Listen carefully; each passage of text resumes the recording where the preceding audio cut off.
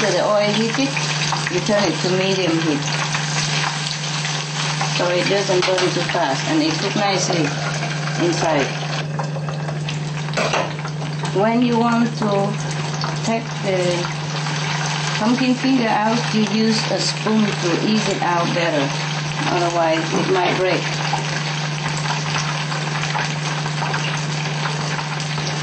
Because it's not a very hard or solid substance. If you do things gently, then it won't go wrong. Ease it in and use a spoon later to ease it out. Be generous with breadcrumb so that it can also be mixed together with the mixture of pumpkin and cheese. It will add a little bit of solidity to your pumpkin finger. Easier to handle. This one is done. I'm going to take it out.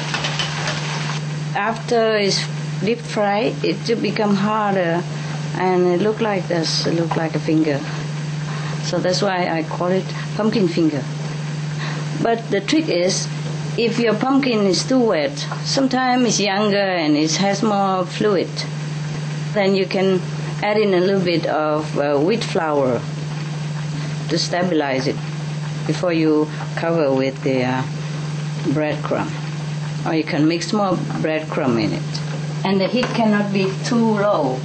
Yeah, it better be hot enough, otherwise your pumpkin finger will not fry quick enough and it will break into pieces. Yeah? If you see that your finger is not fried in one piece but broken into pieces, for example, then you can either mix more flour in and turn up the heat, too high, so it fry quick and doesn't break. Okay, there's a few tricks like that.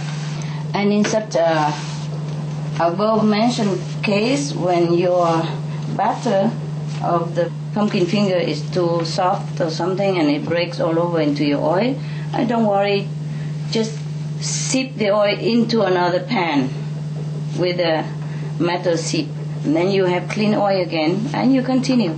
The best thing is you check out first your mixture of pumpkin, whether it's a little watery.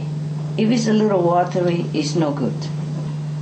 We have to immediately put some flour in it to mix, to make it more dry, because if it's too wet, it won't hold together, even with the breadcrumb.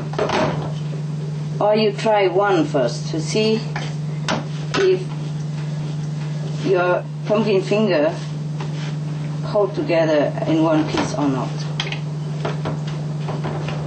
And then you continue, because if it doesn't hold, then we have to mix a little bit of wheat flour in it. Also depends on the cheese. Sometimes the cheese melts too quick, or the cheese is too liquidized in contact with the pumpkin. Then you have to definitely add flour to your mixture of pumpkin finger. If your pumpkin finger mixture is not too wet, then the oil will just be stable like this. It's bubble inside the pan as it's heated, but it doesn't spray at all. See? It just boils nicely, but it doesn't spray. That is when your butter is perfect. Even if I have it on very high, like 12 is the maximum, it still doesn't spray. So that is perfect cookie.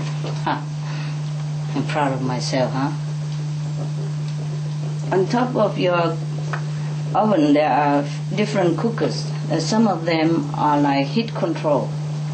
Heat control is best when you want to fry something, because when it's too hot, the heat will automatically turn itself lower. So it's always nice, even heat. See, when it's golden like this, then it's done. Look golden like this, yeah?